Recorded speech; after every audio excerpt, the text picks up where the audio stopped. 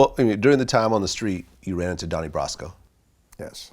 Okay, but you never had any illegal dealings with him. No, I knew Lefty Ruggiero pretty well. I knew Sonny Black and Sonny Red, but I never dealt with him on the street. Thank God for that. I know him now, but I didn't know him then. Okay, you know him now. Yeah. Okay. I like him, actually. He's a good guy. So no one had any idea he was undercover? Not at that time, no. Not at that time. When you found out that he was? We were kind of shocked. I mean, he was around guys for a long time. It was kind of, because he first started with the Colombo guys, with our family. And then he moved over to, to Lefty and that crew. Aha, so he was actually working with the Colombos at one point. Did he get any guys busted in the Colombo family? I don't think so, no. I think what happened was for some reason he connected with Lefty, and that relationship kind of prospered for him, so that's where he stayed. When you saw the movie, was it fairly accurate from what you knew? In many ways, yeah. Okay. In some ways, no. But well, you also dealt with John Gotti. Yes. The Teflon Don. Yes. You had some problems with him at certain points. Sit-downs, over business. I like John. I mean, we got along. He was difficult to do business with, I gotta be honest. But on a social level, great. I had a lot of fun. We'd go out to a club. He was a lot of fun to be around. And, I respected John a lot. I mean, he was, he was a guy that commanded respect. He was different in a way, but, I like him. I like his family. I'm friendly with them, so. Okay. When he got locked up, because he was known as a Teflon Don because he kept beating his cases over and over again. Yeah. When he got locked up, did that change the culture of the Mafia? No, not at all, because, John was so out there. I mean, look, when you're that high profile, it's only a matter of time, And I say, look, I had a respect for John because he didn't make no bones about who he was. He says, I'm a gangster, this is who I want to be, this is who I am, and that's it, accept it or not. So, there was no shame in his game in regard to that.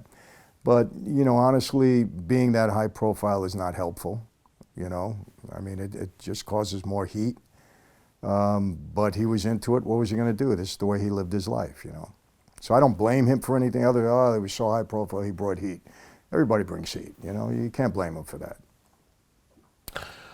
Well, at one point you got into the booking business. Booking meaning? Sports booking, I guess, and yeah. concert booking and so forth? Okay. How did you get into that? Well, I was close to an agent who was an agent to the stars. He used to book all the top black acts at the time in the business, music acts. He had a bunch of them, and Marvin Gaye and Dionne Warwick and all of that. And he was very close to my dad. I knew him my whole life. So I got involved with him in some ways. And then, because when my dad went away, he answered to me in many ways. So I was kind of partners with him in that booking business. And then one day he came and said, hey, I want to start representing athletes, in their careers. And I got involved with him in that business, him and a guy by the name of Lloyd Bloom. So, but I was on the periphery. I mean, I wasn't actually in management. But I'll be honest with you, too. I looked at it as a way to get around some of these athletes because I had a fairly big gambling operation on the street. I had bookmakers that worked for me. And, we had athletes gambling with us at the time. And, you get an athlete to compromise the outcome of a game, you make some money. So that was happening. So these professional athletes were actually doing illegal gambling with your operation. They'd get into trouble, gamble more than they had, and then you would get them to actually throw a game or alter a game a little bit. Yeah, you get them to shave points. It's remember, it's never about winning or losing. It's all about the point spread. You cover, you don't cover. So, and these guys used to get themselves in trouble, and when they did, they were gambling with the bookmakers. They're not supposed to gamble outright, right, in front of anybody.